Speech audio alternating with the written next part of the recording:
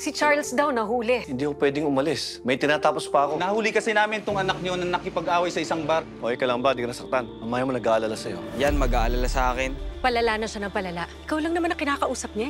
We have a dinner meeting nga pala I'm tonight. sorry, hindi ako makakasama. OMG, sorry. May kasama ka ba dyan? Wala. Ako lang magsa dito. What can I do for you? Plano ko pong kasuhan ng asawa ko. On what grounds? May kabit po ang asawa. Hi, I like your lipstick. I'm Beth, by the way. Saan ka nagpunta kagabi? Kagabi? Hindi naman ako umalis kagabi. Nakita ko, umalis ka. Hindi ako umalis kagabi. My husband continues to cheat on me. May mga prueba pa po akong... Mrs. Fuentes? You know what? Retired na ako eh. Then why did you still come to see me? Ikaw yung babae sa CR, di ba? Sa restaurant? Let's talk shop, shall we? I want you to seduce my husband. I want you to present yourself to him. Then see kung kakagatin niya. Sino yung table mo? May kasama ka ba? Pwede samahan mo ako mag-inom? Napapagod na ako mag-isip kung talaga may babae siya. I want you to report everything back to me.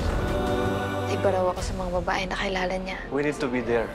Do I really need to be there? Kinikita niya? You are already overstepping. I no longer need your services. Just leave, now!